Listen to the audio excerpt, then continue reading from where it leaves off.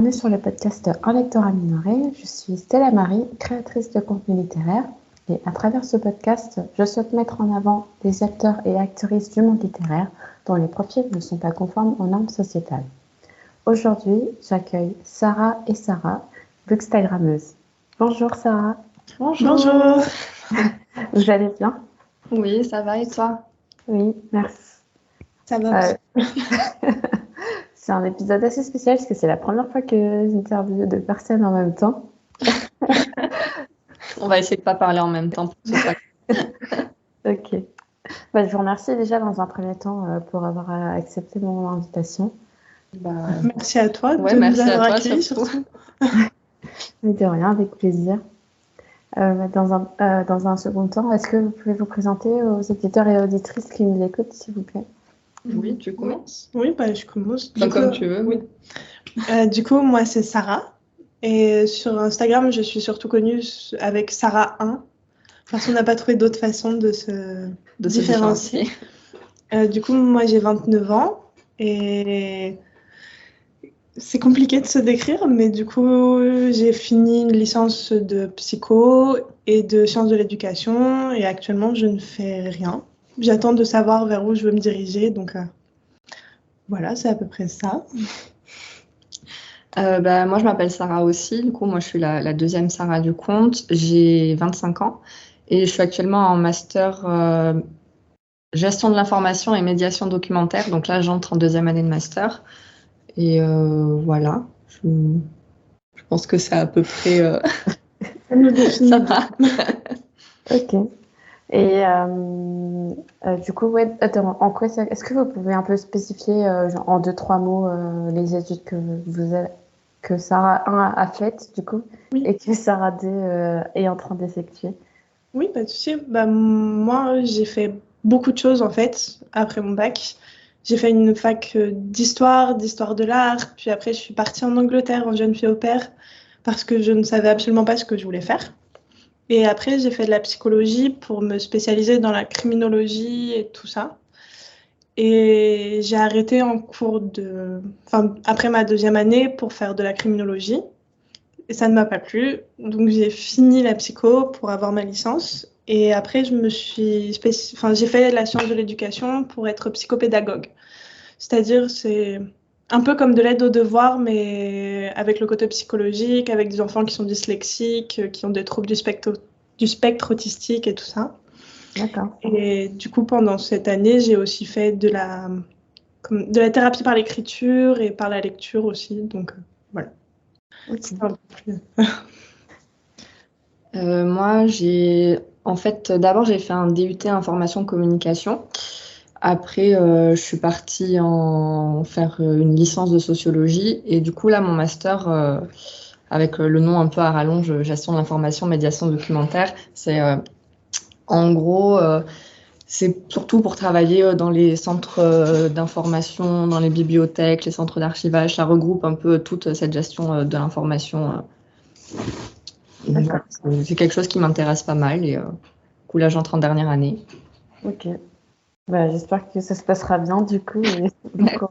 J'espère aussi.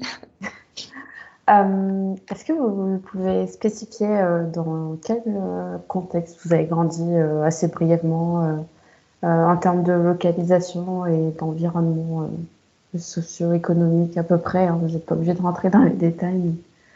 Moi, j'ai grandi avec ma mère qui était une mère seule. Enfin, mon père est décédé quand j'étais petite, du coup, j'ai grandi seule avec ma mère et j'ai beaucoup déménagé parce qu'elle a beaucoup changé de métier. J'ai grandi dans une famille assez pauvre et tout ça, donc c'est vrai que j'avais pas trop accès à tout ce qui était livres et compagnie. Je récupérais souvent les livres qu'on me donnait ou que ma famille m'offrait. D'accord. Mais c'était quand même assez rare. Et donc voilà, je lisais beaucoup les choses qui traînaient. Ou les livres à ma mère, donc des livres qui n'étaient pas forcément adaptés à mon âge, mais qui étaient très intéressants. J'ai grandi en Bretagne, puis après j'ai beaucoup déménagé, donc je suis allée à Tours, je suis allée dans le sud, à côté d'Agen. Et après j'ai fini le reste de mes études à Nantes, avant de retourner en Bretagne et de déménager à Toulouse quand j'ai rencontré Sarah. D'accord. Après, mais du coup, voilà, j'ai pas mal voyagé. C'est pas mal. Mais et toi? Moi, j'ai grandi dans le sud. Je suis originaire du sud et j'en ai pas vraiment bougé. À part si quand on a habité en Bretagne à un moment ensemble, enfin, à Rennes. Sinon, j'ai grandi dans le sud. Moi, j'avais mes deux parents et j'ai eu la chance d'avoir beaucoup plus accès à la culture et à ce que je voulais plus facilement. Je viens pas d'un milieu aisé, mais je viens d'un milieu où ça va. Enfin, Ok. et donc, moi, ça va, je me sens assez chanceuse dans la vie, j'avoue. Puis ses parents, c'est vrai qu'ils sont très portés sur la lecture. Ils ont énormément de bibliothèques. Oui. À tous les Noëls, ils offrent des livres, ce qu'on ne faisait pas spécialement dans ma famille et ce qu'on ne fait toujours pas dans la famille. Mais c'est vrai qu'ils sont très portés sur la lecture. Et du coup, c'est assez stimulant d'être dans sa famille. Ouais, du coup, on peut en venir à votre rapport à la lecture. Donc, du coup, si je comprends bien, il y en a une qui a pas eu accès forcément à la lecture de manière illimitée, et l'autre, c'était un peu plus accessible. Oui, c'est Oui, exactement ça. c'est ça. Mais moi, j'ai grandi avec ça dans le sens, déjà quand j'étais petite, mes parents me lisaient beaucoup d'histoires et j'aimais vraiment beaucoup ça. Tous les soirs, avant d'aller dormir, ils me lisaient quelque chose et je pense que ça m'a vachement inculqué le goût de la lecture parce qu'après, mes premiers souvenirs de lecture toute seule, c'est quand j'étais à peine en CP, j'essayais de prendre les petits livres et de les décrypter toute seule dans ma chambre. Et je me rappelle, des fois, je sortais pour demander à mes parents dans le salon, oui, ça c'est quel mot quand j'arrivais pas à... Et du coup, la lecture, c'est vraiment quelque chose que j'aime depuis toujours, en fait, parce que j'ai vraiment grandi avec ça. Et ouais, j'ai toujours lu quand j'étais petite, quand j'étais ado aussi, beaucoup. Après, quand je suis rentrée à la fac, j'ai eu une période de vide où pendant 2 ans, je lisais plus du tout. Je sais pas ce qui m'est arrivé, mais et là, du coup, c'est revenu. Mais sinon, ouais, j'ai toujours été baignée dans un milieu où la lecture est partout. Du coup, forcément, j'ai grandi avec et je sais pas, je pense que c'est assez important pour moi dans le sens où j'ai besoin de la lecture parce que, je sais pas, c'est quelque chose je sais pas poser des mots dessus, mais c'est vraiment quelque chose dont j'ai besoin dans ma vie tous les jours.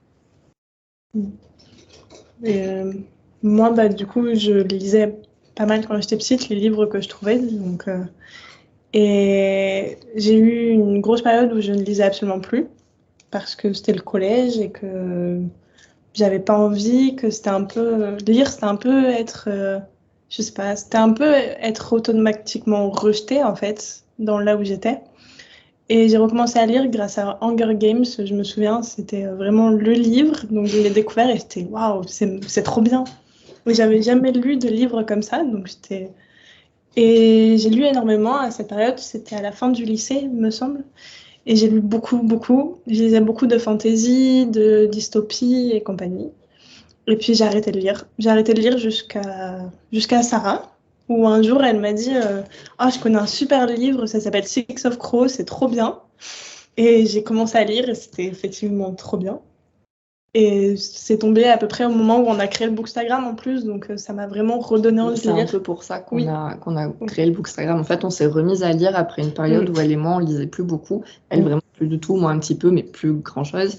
Et on s'est remise à lire et puis du coup, c'est comme ça c'est un peu comme ça qu'on nous est venu l'idée de créer le compte aussi. Ok. Ouais, du coup, on peut y venir. Donc, vous avez eu envie enfin, vous vous êtes conseillé des lectures et puis après, vous vous êtes dit pourquoi pas créer un compte. Est-ce que vous étiez déjà, comment dire, consommatrice, enfin, est-ce que vous connaissiez déjà l'univers Bookstagram avant d'avoir un compte, que ce soit sur Instagram ou sur YouTube ou sur TikTok? Ouais, moi je connaissais un petit peu sur Insta parce que j'avais déjà des copines qui avaient des comptes. Du coup, je suivais les leurs, mais uniquement les leurs. Je n'avais pas conscience que ça avait autant d'ampleur, qu'il y avait autant de gens qui avaient des comptes Instagram. Du coup, je connaissais un petit peu grâce à elle. Et du coup, quand on a repris à lire, on s'est vachement inspiré de ce qu'elle disait pour trouver des trucs à lire. Parce que quand tu passes une grande période où tu lis plus rien, t'as plus trop conscience de qu'est-ce qui se fait, Du coup, je me suis servi de leur compte pour vraiment revenir dans la lecture. Et après, pourquoi on a décidé de le créer déjà? On était à un feu rouge et on discutait de ça et on s'est dit, ah tiens, ça peut être drôle. Ouais, c'est vrai. Voilà. Ça n'a pas... C'est vrai. Le conte n'a pas une longue histoire ou une longue réflexion, ça s'est vraiment joué à un feu rouge en voiture en revenant de l'école de son frère. Donc, Oui, c'est vrai. c'était pas très... Ouais, c'était assez spontané. Oui, c'est vrai. Oui. Et du coup, on s'est vraiment lancé directement comme ça, avec des photos prises sur le vif, un peu n'importe comment. Mais après, Mais après, oui, il faut bien commencer quelque part. oui. Ouais, c'est ça. Après, il faut te laisser une marge de progression. C'est ça. Oui. C'est ça. Et puis, je pense que on a voulu tout de suite le faire à deux. Oui.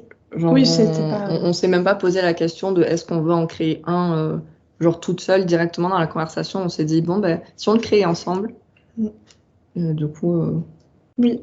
ça nous a semblé une bonne idée parce que du coup, ça réunissait la passion qu'on repartageait ensemble. On s'est dit, bah, tiens, du coup, on va la partager ensemble sur Internet. Oui. Ça nous semblait assez logique. Ok. Et ouais, donc vous avez commencé par des chroniques, mais là, plus récemment, vous faites plus de posts à thème avec des recommandations. Oui. On a vraiment toujours aimé faire des listes de tout et n'importe quoi. C'est une passion un peu bizarre, mais on a toujours aimé faire ça. Donc, je crois qu'on a commencé à faire ça en mars ou en avril, où on devait aller en Bretagne, on n'avait pas assez de photos faites, et on s'est dit, bah tiens, pourquoi on ferait pas des photos, des listes de livres ou des recommandations qui nous touchent, ou même tout et n'importe quoi. Et on s'est lancé du coup dans les listes en mars. Ouais, je crois que c'était en mars. Oui. Où on s'est dit, bah tiens, ça change des photos et puis ça nous permet de conseiller vraiment plus de livres et de conseiller des livres dont on ne parle pas spécialement en post ou dont on a parlé une fois en post et qui nous ont vraiment... qu'on a envie de partager plus, quoi. Ouais, c'est Donc, ça. Ouais, c'était un peu l'idée là-dessous aussi. Oui. Le fait de pouvoir partager plus de choses que uniquement... Enfin, après, on partage quand même beaucoup de chroniques de livres parce que vu qu'on est deux, forcément, Oui. on beaucoup de chroniques parce qu'on lit beaucoup toutes les deux. Mais après, oui, ça nous permettait de... Et puis même, je pense que les listes, ça permet de toucher un plus grand nombre de personnes qui n'ont pas vraiment envie de lire une chronique, parce qu'il ne faut pas se mentir, sur Bookstagram, tout le monde ne lit pas les chroniques et tout le monde ne s'intéresse pas spécialement au livre quand ils ne le connaissent pas. Mais parmi les listes, ils peuvent se dire, ah bah tiens, lui je l'aime bien, ah lui je le connais pas, donc peut-être que ça peut me correspondre. Et... Oui, je pense que ça peut toucher aussi un plus grand nombre de personnes et ça peut faire découvrir plus facilement des livres qu'à travers une chronique qui touchera peut-être pas tout le monde. Ouais. Ouais, c'est vrai que, c'est vrai que en termes de nombre, plus tu proposes des livres et plus tu vas toucher un public large, quoi. Oui, c'est exactement ça. Puis effectivement, comme ça, en plus, ça nous permet de temps en temps mettre en avant plusieurs fois le même livre. Parce qu'on ne peut pas faire plusieurs fois une chronique du même livre. Du coup, on peut le mettre plusieurs fois quand on l'a vraiment aimé, on le met dans plusieurs posts comme ça. Et comment vous gérez le compte? Enfin, est-ce que il y en a une qui va plus préparer un post un certain type de post qu'un autre, ou vous vous concertez à chaque fois toutes les deux pour faire le post? On est un peu bordélique, donc on se concerte pas vraiment. C'est très chaotique. Très chaotique. Mais oui, parfois on se dit, tiens là j'ai trop envie de faire une photo, donc on va faire une photo et ça va être mon livre et du coup je vais écrire la chronique. Mais on se concerte pas du tout sur ça. C'est vraiment la première qui fait la photo qui est passable et qui a envie d'écrire la vie qui le poste. Ouais. En général, on a juste un Google Doc où on liste tous les livres qu'on a lus. Et de temps en temps, du coup, dès qu'on a envie de faire une photo, on le raye de la liste pour dire, ah tiens, ça. Et sinon... Ou parfois on se vole les livres aussi pour les photos, donc on force l'autre à écrire sa chronique. Mais c'est vrai qu'on échange. Après, on essaye de faire en sorte que ça soit pas toujours la même personne qui... Oui, qui fasse toutes les chroniques la même semaine, quoi. Et puis comme on lit pas trop... Enfin, on lit la même chose, mais pas... Sarah, par exemple, elle va lire plus des livres contemporains ou des choses comme ça, et moi, plus de la fantaisie. Et parfois, on essaye de mélanger pour pas avoir que de la fantaisie ou que de contemporain. Donc, Puis après, pour les posts du dimanche, ce qu'on fait sur Canva, c'est quand même surtout Oui. toi, faut avouer. C'est moi. J'avoue que... Oui, c'est vrai. Parce que je le fais avant qu'elle puisse regarder. Oui. Et vous l'aviez peut-être pas mentionné, je ne sais pas si vous l'avez mentionné, mais depuis quand vous êtes sur Insta? Depuis 2 ans. Ça a fait 2 ans en avril, je crois. Oui, 2 ans en avril. Du coup, 2 ans et demi, si Oui. Ouais. Je 2 crois. ans, du coup. Et ouais, est-ce que vous avez pu,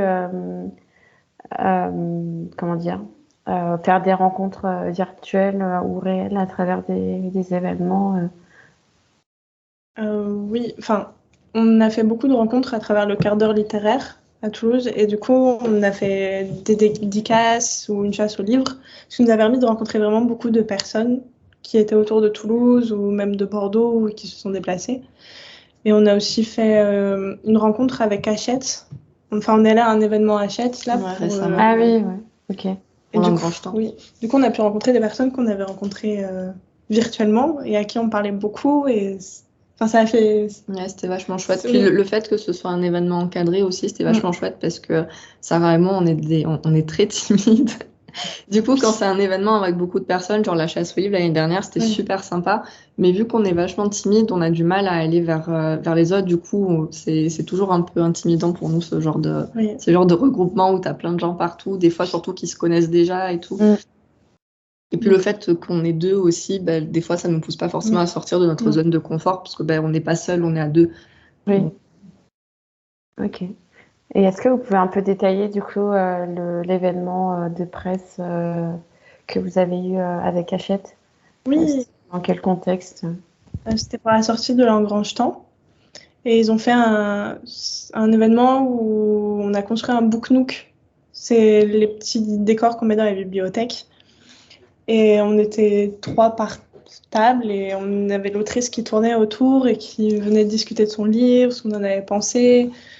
Et du coup, elle tournait comme ça au milieu des groupes. Et c'était vachement sympa, ça a duré à peu près toute 3 heures. l'après-midi.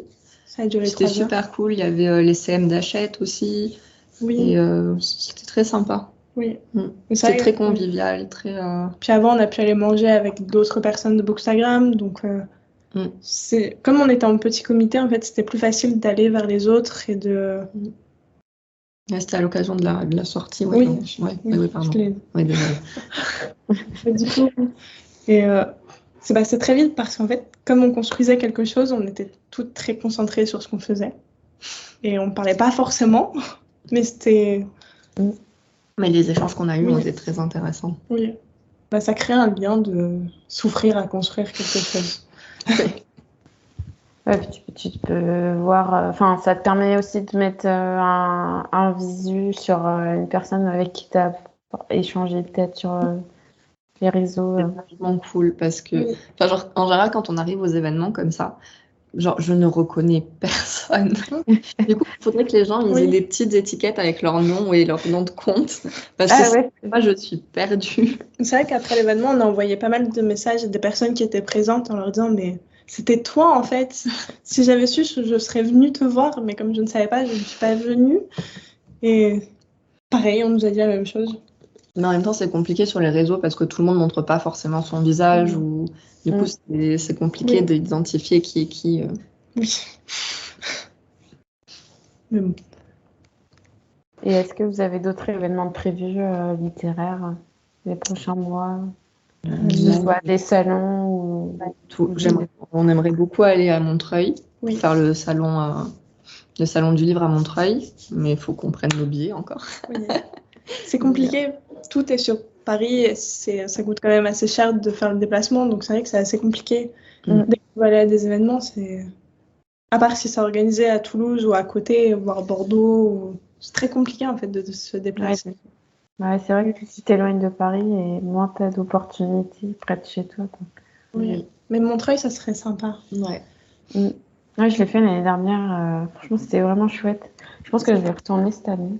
Il paraît que c'est vachement cool, ouais. Il y a pas mal de monde, mais ça vaut le coup.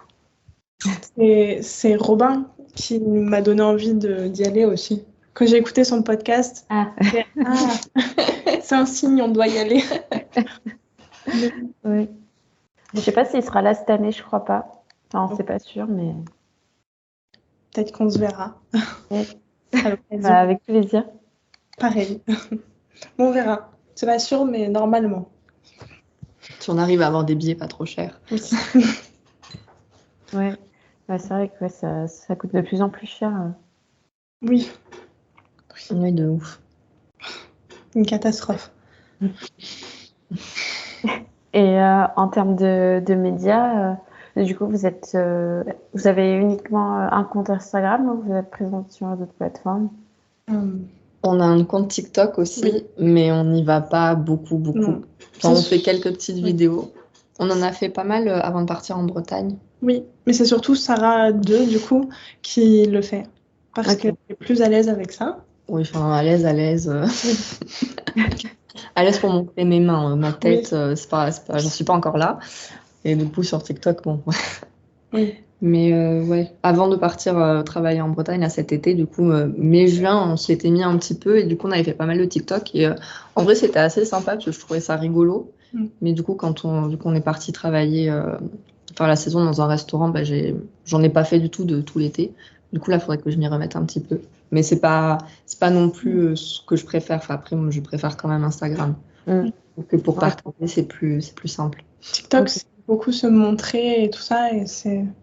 Je sais pas. C'est pas la même ambiance même que sur Instagram. Donc,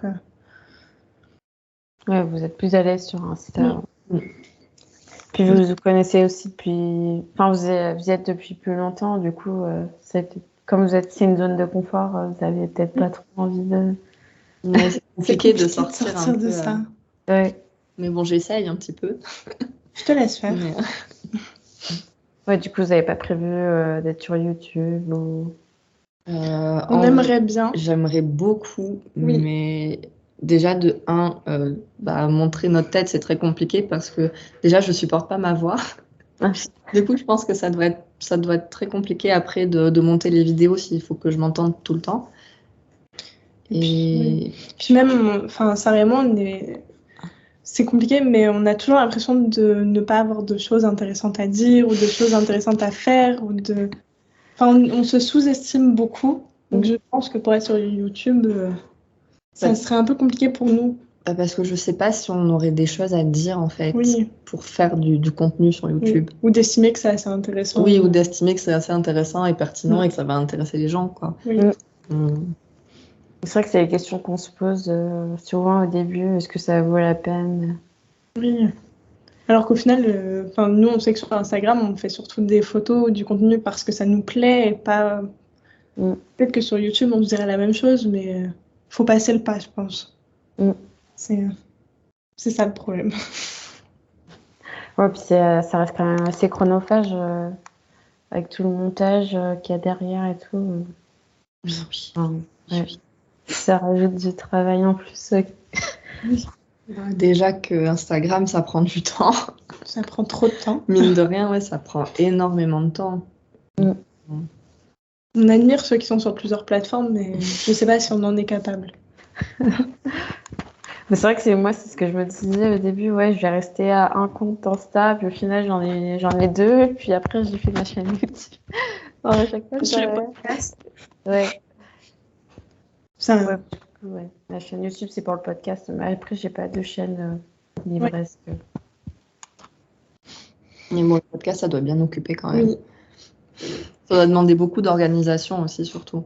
Ouais, je pense que c'est plus une question d'organisation. Enfin, il y a des périodes plus intenses que d'autres, on va dire, comme là où je filme pas mal.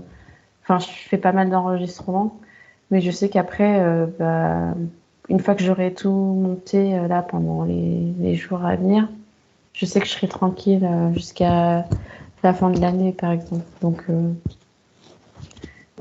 faut y passer, quoi. C'est une période, quoi. Parce que mine de rien, en plus, t'en as fait beaucoup, non? Oui. Enfin... Ouais, j'essaye d'en faire un par semaine. Oui, donc pas mal. C'est ça. Et c'est quoi votre rythme de lecture? Est-ce que vous en imposez un ou vous lisez un peu au feeling? Totalement au feeling. Ouais, totalement. Oui, enfin, oula. Oula, pardon, c'est la machine à café qui s'est... Si. Désolée. Ça va durer 2 secondes et puis après, ça va Ça va. s'arrêter. C'est d'accord. Non, moi, je m'impose rien parce que si je me force, j'arrive pas à lire. Oui. Donc, Oui, moi pareil. Enfin, je sais qu'à une période de Bookstagram, on se forçait à lire. Mm. On se forçait à lire beaucoup et on se forçait aussi à lire des livres qui nous intéressaient pas spécialement pour avoir du contenu, pour avoir de quoi intéresser aussi. Mais on a arrêté de faire ça parce que ça demandait trop de temps, qu'on prenait plus aucun plaisir à lire. Et maintenant, c'est vraiment... il va Au y avoir, feeling. oui, il va y avoir des semaines où on va lire 3, 4 ou 5 livres quand on est vraiment... Puis là, par exemple, au mois d'août, j'ai lu 2 livres. Donc Dans c'est tout le vraiment... mois, ouais. Oui, dans tout le mois. Donc on essaye de pas se forcer pour que ça reste un plaisir et pour pas devenir quelqu'un qui va lire le livre en diagonale histoire de poster ou de... Mais après, on s'impose un tout petit peu des fois quand, par exemple, c'est des services de presse. Oui. Mais en général, vu que c'est des livres qu'on a Qu'on demandé veut. ou qu'on a accepté, c'est forcément des trucs qu'on veut lire. Donc, c'est Oui. pas forcément vraiment de... Oui. C'est pas... On se force pas pour de vrai. Non. Mais bon, ça... Mais sinon, non... Ouais, au feeling. Oui, totalement au feeling. Ok. Et donc, il y en a, si j'ai bien compris, il y en a une qui aime plus le contemporain et l'autre la fantasy. Est-ce que vous avez une cible en termes d'âge précis ou vous lisez un peu de... C'est tout public Moi, en fantasy, je lis surtout du young adult, voire du jeunesse, parfois de la fantasy, mais c'est pas ce qui m'intéresse le plus.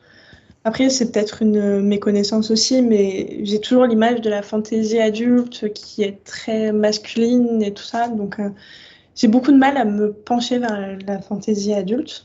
Quoique j'ai lu Le Prieuré de l'Oranger il y a pas longtemps et du coup, ça a un peu remis... Ça a un peu changé ma façon de voir les choses, mais je suis surtout sur la fantasy young adulte, oui. Ou new adulte, mais pas trop l'adulte. Pas trop. Et toi? Moi, j'aime bien la fantasy, mais par petite dose. Et déjà, faut pas que ce soit de la romantasy, parce que la fantasy, je n'aime pas trop ça. Quand je lis une romance, j'aime que ce soit une romance. Quand je lis de la fantasy, je privilégie surtout l'univers, les personnages. J'aime bien quand il y a des petits chips à côté et tout, mais il faut pas que ce soit le centre de l'intrigue. En fantasy, c'est pas du tout ce qui m'intéresse. Et sinon, j'aime bien le contemporain young adulte. Après, je peux lire aussi des trucs plus adultes ou plus jeunesse, mais c'est vrai qu'en ce moment, je lis beaucoup de young adulte. Et de romance. Ouais, de romance surtout. Beaucoup de romance. C'est très drôle si tu n'aimes pas la romantasy. Oui. Pas la romance dans la fantasy, mais de la romance. Voilà. Quand il y a un peu de fantastique, si ça va. Oui. Ok.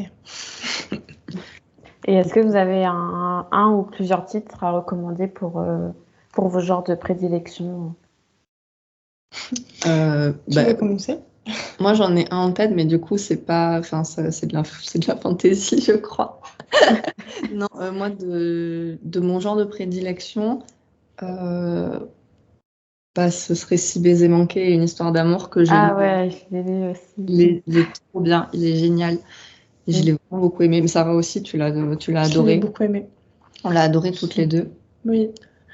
Pourtant, il ne me tentait pas beaucoup au début, mais il était très bien. Vraiment, c'était vraiment une très bonne surprise. Oui. J'ai beaucoup aimé. Et... T'en as pas d'autres? Mon dernier gros coup de cœur en date, mais du coup, c'est pas mon genre de prédilection, mais c'est La prophétie des sœurs serpents. Ah ouais, je l'ai adoré. Ouais.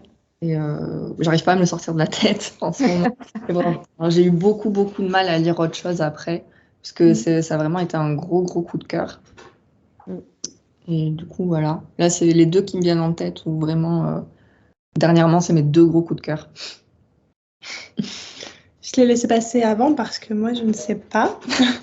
Je suis le genre de personne qui a vraiment des coups de cœur très éphémères. Ah d'accord. Je vais le lire et je vais me dire waouh, c'était le meilleur livre de ma vie. Et je vais l'oublier une semaine après.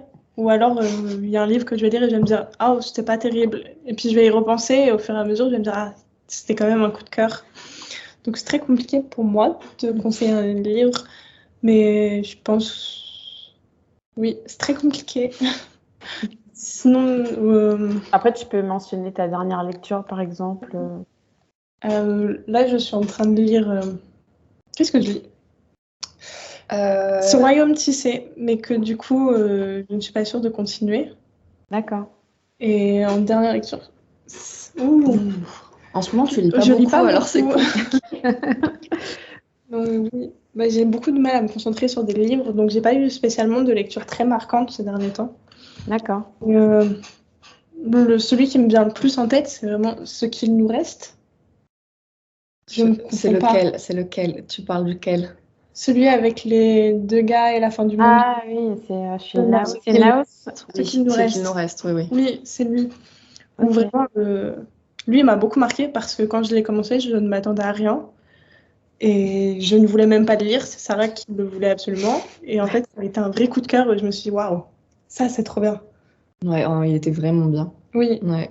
Ah, je l'ai pas lu. Bah, je l'avais repéré pour les sorties littéraires, mais je l'ai pas acheté.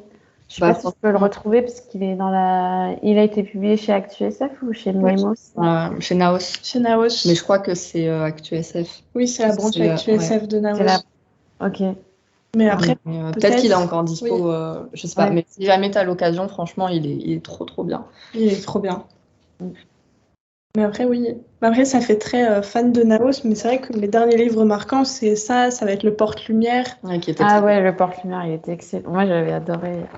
trop bien. Ouais. Du coup, j'ai un peu peur pour le tome 2 parce que je sais pas trop comment ça va se passer. Ah ouais, je sais pas.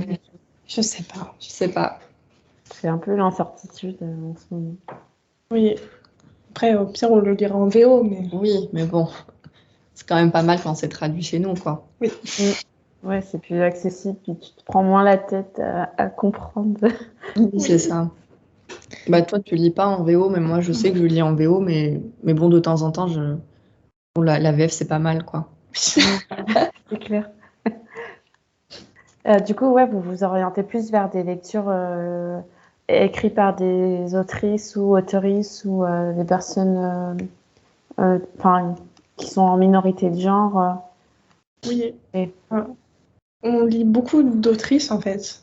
Oui, principalement. On n'a pas beaucoup d'auteurs dans nos lectures, ou alors vraiment que des auteurs LGBTQIAP+, ou vraiment qui ne sont pas des hommes blancs.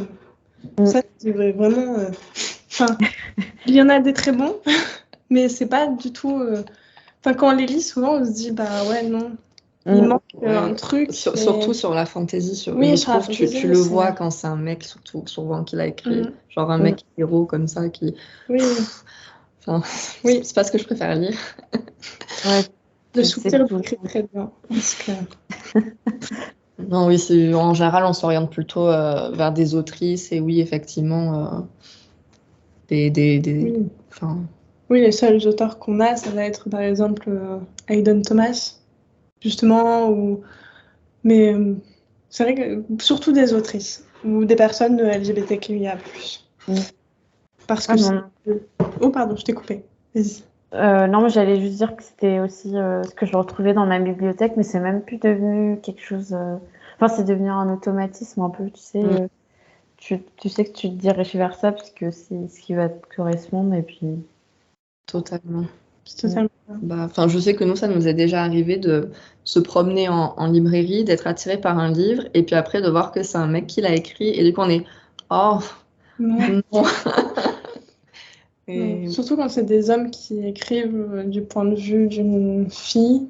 Ah oui, souvent mineure. Et bah... Ah oui. Ça, non, c'est pas... non, merci. Non, merci. Tu sais très bien comment ça va tourner, quoi. Oui. Oui, donc oui, on privilégie plutôt... Puis après, de toute façon, forcément, dans nos lectures, on privilégie plutôt des personnages qui nous ressemblent. Enfin, moi, je sais que j'aime beaucoup la romance, mais pas la romance hétéro, par exemple. Parce que déjà, j'en ai lu suffisamment quand j'étais jeune, et maintenant que j'ai accès à des romances qui, du coup, me correspondent plus parce que je me sens représentée, je lis principalement plus que ça, quoi. Oui. Ok. Ou alors après, des fois, ça m'arrive de lire des romans hétéros, mais en général, c'est parce que les personnages sont intéressants ou sont issus de genre d'autres pays ou des trucs comme ça, et du coup, je peux apprendre des trucs. Quand j'ai rien à apprendre, ça... Oui, tu passes ton tour, quoi. Ouais, voilà. Oui.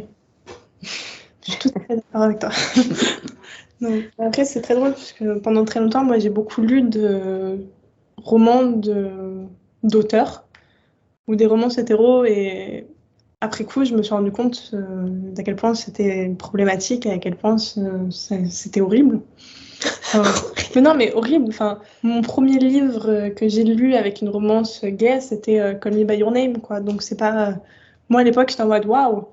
Et maintenant, je suis non, ça ne va pas. Enfin, il y a plein de choses qui ne vont pas dedans. Et... Donc je pense qu'on évolue beaucoup à travers. Je pense que la lecture nous permet d'évoluer, et je pense le fait d'être sur Bookstagram et du coup d'avoir accès à plein d'infos sur les titres, tout ça, machin, ça nous a vraiment permis d'élargir nos horizons pour le mieux, en fait. Oui. De nous éloigner de tout ce qui... De toutes les lectures, on ne voyait pas les problèmes, et maintenant, on se dit... Je ne dirais plus ça. Du coup, c'est ce que j'allais vous demander. De quoi êtes-vous le plus fier, et par rapport à ce que vous avez accompli, parce que ça fait quand même peu de temps que vous êtes sur les réseaux, mais vous avez quand même réussi à créer une audience et à fidéliser les gens avec du contenu qui sort quand même pas des sentiers battus, mais qui s'éloigne, on va dire, de la normativité de la société telle qu'on l'aperçoit en France, on va dire. Oui. Et je trouve que c'est quand même assez honorable. Merci. J'avoue que oui, merci déjà. Et j'avoue que effectivement, déjà, je comprends pas trop comment on a fait et pourquoi. Mais je suis assez contente dans le sens où on peut partager ce qui nous plaît et essayer de faire découvrir. Et puis ça nous apporte ça nous apporte beaucoup de choses, je trouve. Et puis, je sais pas, je trouve que c'est important de partager des livres un peu moins connus ou des livres avec des représentations de minorités ou des trucs comme ça. Et du coup, je trouve ça important de le faire. Oui. Après, tu le remarques vite que ça marche moins. Ça marche moins. On a posté un réel avec plein de recommandations de livres avec des romans saphiques et on a perdu, je crois, une quinzaine d'abonnés ce jour-là. Juste après le réel, et on était en mode, vous suivez si vous êtes abonnés à nous... vous suivez 2 filles lesbiennes qui sont en couple et qui... Donc, ne vous abonnez pas à nous, quoi. Mais oui. Mais on s'est rendu compte que personne. Beaucoup de gens ne savent pas qu'on est en couple. Donc... c'est ce que j'allais dire. Peut-être que les gens, ils sont peut-être pas au courant. Ils le perçoivent pas comme ça, du coup. Pendant les rencontres, c'est vrai qu'on nous dit souvent « Ah, mais vous n'êtes pas cousine, vous n'êtes pas amie, vous êtes... On nous a même dit « Est-ce que vous êtes sœur ?» Donc, non, on n'est pas sœur. C'est vrai que ça se voit beaucoup. Oui, donc... c'est vrai, c'est aussi ça. On en a parlé tout à l'heure, et c'est vrai que sur Bookstagram, il y a quand même une... je sais pas comment dire ça, mais il y a quand même beaucoup de personnes hétéros et blanches et tout ça qui ont leur habitude de personnes hétéros et blanches. Et du coup, qui ne se rendent pas compte qu'il y a de la diversité autour d'eux et qui partent toujours du principe que, par exemple, une bookstagrammeuse ou un bookstagrammeur qui ne monte pas sa tête est forcément blanc, et 2 femmes qui ont un compte sont forcément amies. Parce qu'ils ne peuvent pas... Oui, en soi, c'est pas méchant, tu vois, quand ils me disent c'est pas méchant, mais ça fait... c'est un peu genre... Ça invisibilise Ouais, ça invisibilise vachement, genre c'est... Les gens dans leur tête, ils... Oui. C'est... Surtout qu'en plus, on le crie pas sur tous les toits, mais je trouve que c'est quand même assez lisible quand tu vas sur notre compte, je trouve personnellement que tu peux le deviner, mais je sais pas. Du coup, on est assez fiers si on peut montrer que... Oui, je sais pas. C'est compliqué. Mais oui. Non, puis je suis assez fière de continuer à partager les livres qu'on aime, même si des fois, les livres qu'on aime le plus, c'est pas ceux qui marchent le plus. Oui, comme Darius le Grand. Oui, Ah, moi, j'avais trop aimé, ouais. mais il est génial et Excellent. il est excellent. Et sauf que des livres comme ça, ou genre des romances lesbiennes ou ça, on sait que quand on va faire le post, on va avoir beaucoup moins de commentaires, beaucoup moins de likes que sur le gros tome de fantasy que tout le monde va passer. Enfin, tu vois, c'est... Pardon. Ah oui, par exemple, Si baiser manqué, moi, je l'ai vu nulle part. Oui. Enfin, je l'ai vu sur très, très peu de comptes. Au final, alors que c'est du contemporain, donc il y a beaucoup de gens sur Bookstagram qui disent du contemporain, c'est une romance. Alors certes, ça fique, mais ça reste quand même deux genres qui sont prédominants dans la littérature française, et pourtant, bah, t'en entends pas parler, quoi. Bah ouais, alors qu'il est vraiment, mais il est génial. Ouais. Et franchement, je partais pas forcément avec des appréhensions, mais c'était plutôt dans le style d'écriture. Je savais pas trop à quoi m'attendre avec la collection R. Et franchement, j'ai pas été déçue. Donc, Moi non plus. J'ai beaucoup aimé. Mais c'est vrai qu'il y a beaucoup de personnes sur Bookstagram qui ont des problèmes, enfin, disons-le clairement, avec les romances qui ne sont pas hétéros. Enfin, nous, on a vu beaucoup de commentaires sur Babelio et tout ça, par exemple, qui disent « Oh, ce livre est génial, mais par contre, la romance F/F, j'ai pas aimé du tout, c'était pas crédible, c'était pas ça. » Et on est...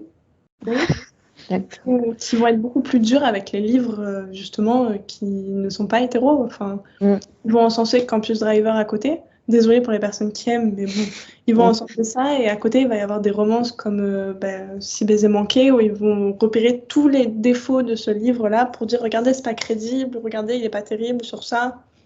Enfin, c'est un peu compliqué sur Bookstagram.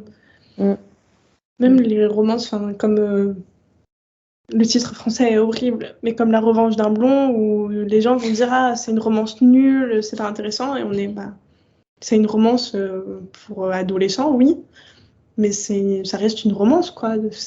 On n'en attend pas plus de ça. Ouais, c'est ça. Genre, c'est beaucoup plus sévère avec tous les livres LGBTQIA+, ils vont être beaucoup plus sévères avec eux qu'avec les... Alors que nous aussi, on a le droit d'avoir des petites romances qui, certes, des fois, cassent pas trois pattes à un canard, mais genre, il y en a des 600 des romances hétéros comme ça, alors on aussi. Toi, moi, elle n'est pas le meilleur livre au monde, mais ça reste une romance entre deux femmes, et puis... Qui était, ma foi, pas mal. Hein. Moi, j'ai bien aimé. Oui, je veux pas dire que c'était ça. Oui, c'est pas le livre du siècle, mais c'était un bon livre. C'est important aussi qu'on en ait des... C'était un bon livre qui faisait ce qu'il... faisait le job, quoi. Il faisait le job. Donc, il est dans ma page en VO, mais je l'ai pas encore lu. Mais... franchement, il est sympa. J'ai passé un bon moment. Oui. C'est une petite romance comme ça. Ok. Mais ouais, j'ai passé un bon moment quand même de lecture. Oui, moi aussi. J'ai lu quelques jours. Écoutez, on va arriver à la fin du podcast, mais avant ça, je voulais vous demander si vous avez des questions me regardant ou si vous avez des points que vous vouliez aborder qu'on n'a pas eu le temps d'aborder. Moi, je crois que ça va. Je crois que ça va. Ok. On tenait à te remercier encore parce que ce que tu fais, tout ton travail, c'est fou. Merci. Je parle comme une groupie, mais tu as sauvé mes voyages en train avec ton podcast, donc merci. Merci. Oui, j'ai vu les 8 heures. C'est 8 heures que ça vous a pris pour aller là-bas, c'est ça? Merci à toi. Je voulais vous demander déjà quel invité verriez-vous sur le podcast? Est-ce que vous avez un compte à recommander? Vous pourrez vous rigoler. Je rigole parce qu'on s'est prise la tête sur cette question pendant des jours parce qu'on ne sait pas, parce que les premiers noms qui nous sont venus, c'est des gens qui sont déjà passés. Oui, directement, nous, ça va être Bookelae ou Nessun Books, qui n'est plus sur Instagram, mais c'est des personnes qu'on suit et dont on est vraiment fan. Oui, on est fan. Elles font un travail fou et on suit sur Twitter et je trouve qu'elles sont très intéressantes. C'est qu'elles nous apportent énormément de choses aussi. Et donc, c'est compliqué. Du coup, c'était vraiment le gros dilemme. Bisous à elles, si elles passent par là, je pense qu'elles vont écouter le podcast. On est fan de vous. Oui, il y avait un compte, mais du coup, je te laisse le dire parce qu'il est en anglais. C'est lequel? Sometimes. Sometimes she writes. Ah oui, Oui, d'accord, je vois. elle dit. Je Mais me rappelle plus comment elle s'appelle. En plus, elle a une nouvelle qui va paraître chez Rajo Chez Raj. avec d'autres créatrices de contenu que je suis aussi. Donc, ouais. j'ai vu ça. Oui.